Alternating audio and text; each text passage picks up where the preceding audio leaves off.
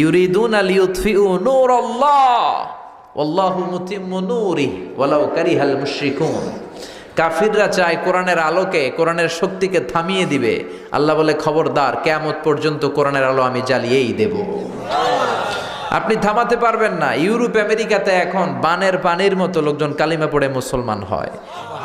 এই নিউজগুলো main stream মিডিয়াগুলোতে আসে না। সিএনএন, তারপর বিবিসি, ব্রিটিশ ব্রডকাস্টিং কর্পোরেশন এগুলো কভার করে না, কারণ এই নিউজগুলো আসলে পুরো পৃথিবীতে কাঁপাকাঁপি শুরু হয়ে যাবে।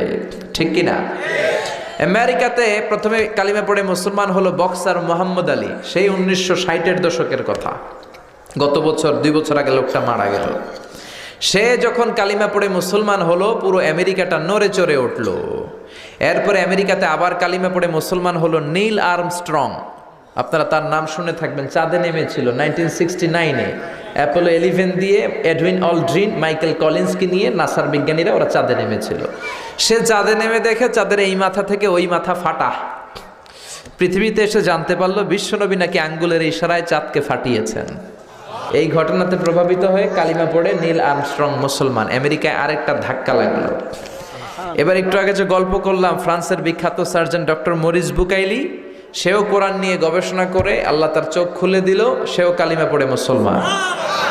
তার নাম রেখেছে সোলাইমান। আগে ছিল মরিস বুকাইলি, ক্রিশ্চিয়ান, ফ্রেঞ্চ ভাষাভাষীর লোক।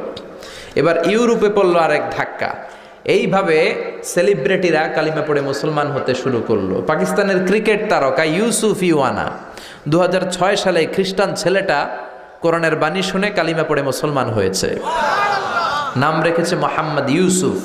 খোদ আমেরিকার যুবমন্ত্রী জসুয়া এভান্স কালিমা পড়ে মুসলমান। আমেরিকার পপ স্টার মাইকেল জ্যাকসন কালিমা পড়ে মুসলমান।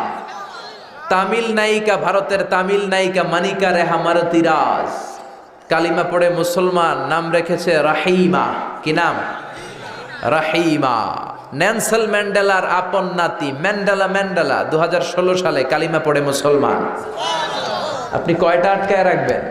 After the Twin Tower attack, the number of Muslim community in United States of America already have been doubled.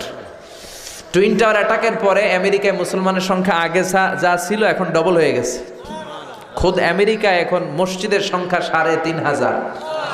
সুবহানাল্লাহ। আরেকটু আসতে বলেন। এজন্য কোরআনের আওয়াজকে কেউ থামায় রাখতে পারবে?